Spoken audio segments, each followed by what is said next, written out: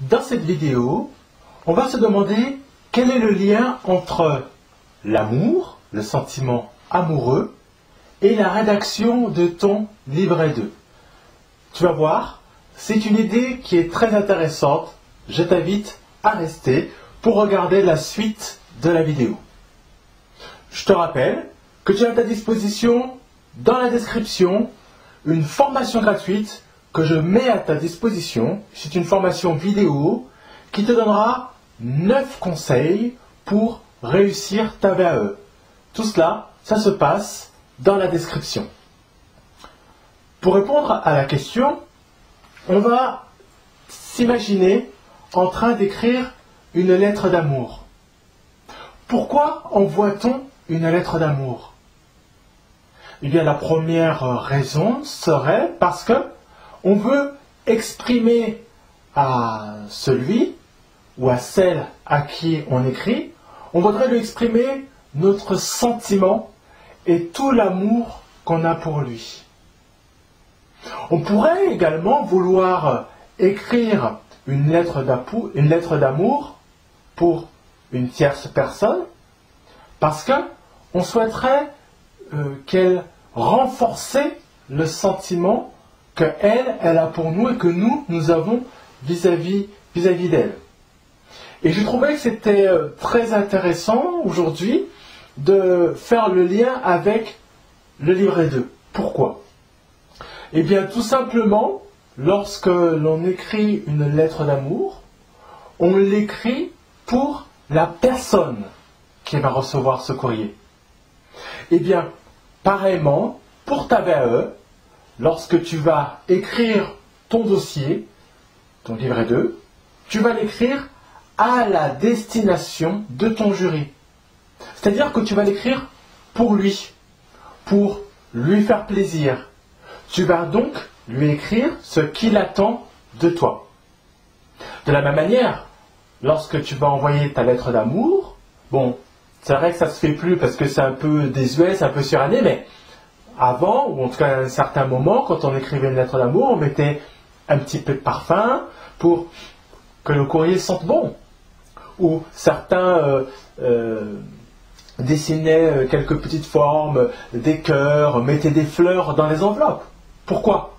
Eh bien, on le faisait pour l'autre, pour celui ou celle qui recevait son courrier. Eh bien, pour ton livret 2, c'est exactement la même chose. Oui, c'est vrai, tu ne vas pas mettre de fleurs, tu ne vas pas écrire, faire des schémas à la main, tu ne vas pas mettre du parfum. C'est clair et on est totalement d'accord. Néanmoins, ce que tu pourras faire pour ton livret 2, c'est peut-être l'enrichir, le rendre beaucoup plus joli, le rendre agréable à lire, le rendre beau esthétiquement. Et c'est quelque chose de très très très important. Pourquoi? Parce que si tu mets des artifices, on va dire, qui rendent esthétique ton livret 2, eh bien comment va réagir ton jury?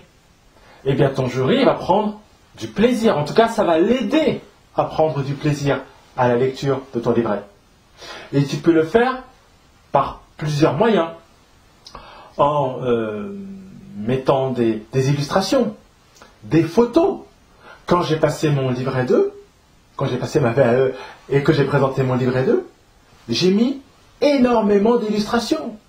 Des photos, des schémas, des illustrations. Lorsque je voulais faire passer des idées qui pouvaient sembler compliquées, si je pouvais faire un schéma, je le faisais. Et c'est exactement ce que je t'invite à faire. Mets un maximum de schémas. Si tu veux aller plus loin, dans la description également, eh bien, je t'ai mis un lien qui va te renvoyer vers une formation que je te propose. Et cette formation est somme toute intéressante. Pourquoi? Eh bien, tout simplement parce que je te donne les moyens, par le biais de logiciels Excel, de créer des graphiques qui vont pouvoir illustrer le contenu de ton livret 2. Peut-être que tu ne trouveras pas d'intérêt. Si tu n'y vois pas d'intérêt, je suis d'accord, cette formation n'est pas pour toi. En revanche, si tu penses que pour enrichir ton livret 2, tu as besoin d'un peu de soutien, tu as besoin de savoir utiliser des outils, eh bien tu peux y aller. Tu peux aller regarder cette formation. Donc, au cours de cette formation, tu verras, je te donne un cours sur le moyen et comment on peut bâtir des graphiques. Donc, ça c'est intéressant, ça pourra même te servir pour l'avenir. Mais je te donne également des matrices. Et grâce à ces matrices, tu as juste à rentrer des informations et des données dans les tableaux que je te propose. Et tu verras qu'automatiquement, les graphiques vont se construire. Donc, c'est un gain de temps considérable. Donc, si tu veux en savoir plus, c'est dans la description. C'est dans la description. Si tu n'es pas abonné à la chaîne, je t'invite à le faire également pour que tu puisses être informé très régulièrement des différentes vidéos que je mets en ligne. Je te dis à bientôt pour une prochaine vidéo.